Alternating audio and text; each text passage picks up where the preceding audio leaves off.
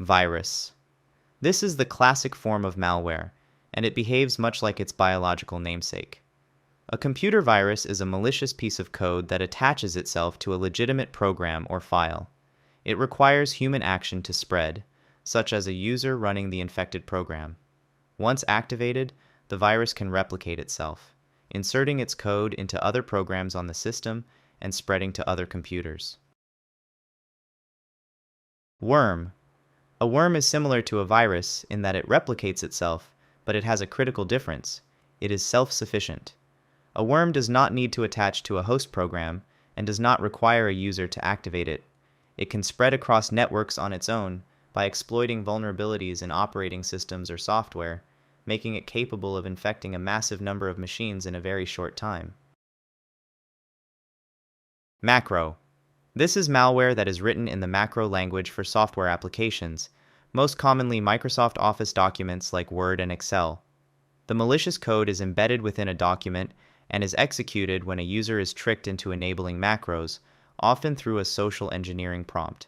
Once active, the macro can download and install other, more damaging malware onto the system. This remains a popular initial infection vector for phishing attacks. Trojan Horse. Named after the deceptive wooden horse from Greek mythology, a Trojan is malware that disguises itself as a legitimate or desirable piece of software. It tricks the user into installing it, but once inside the system, it carries a hidden malicious payload. Unlike viruses and worms, Trojans do not replicate themselves. A common purpose is to open a backdoor into your system, allowing attackers to steal data, install other malware, or take control of the machine. Rat. This malware is designed with one primary goal: to provide an attacker with complete and covert remote control over a victim's computer. A remote access Trojan, or RAT, gives the attacker a virtual command console, allowing them to do anything the user can do. This includes accessing files, activating the webcam and microphone, logging keystrokes, and installing other malware. It essentially turns the infected machine into a remotely operated spy tool. Ransomware. This is a form of digital extortion. Ransomware is a malicious program that encrypts the files on a victim's computer, making them completely inaccessible. The attackers then display a message demanding a ransom payment, usually in cryptocurrency, in exchange for the decryption key needed to restore the files. If the victim doesn't pay, their data may be lost forever. Wiper. A wiper is a purely destructive form of malware, and is often considered even more dangerous than ransomware. While it may sometimes disguise itself as ransomware, its true purpose is not to extort money, but to completely and permanently erase all data on an infected system.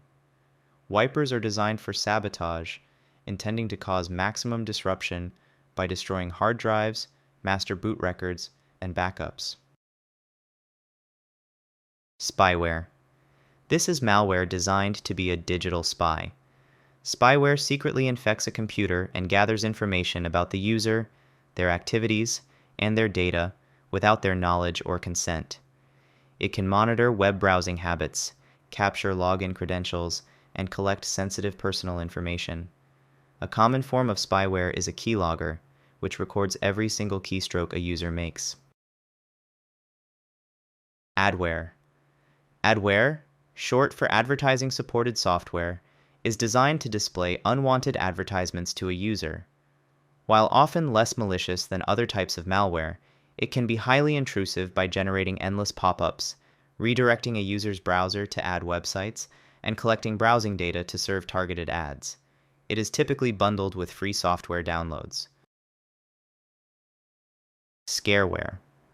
This type of malware preys on fear and a user's desire to protect their computer. Scareware typically manifests as a pop-up message that mimics a legitimate antivirus alert, falsely claiming that the system is infected with numerous viruses. It then pressures the user into purchasing and installing a fake, rogue security software to fix the non-existent problems. At best, the software is useless.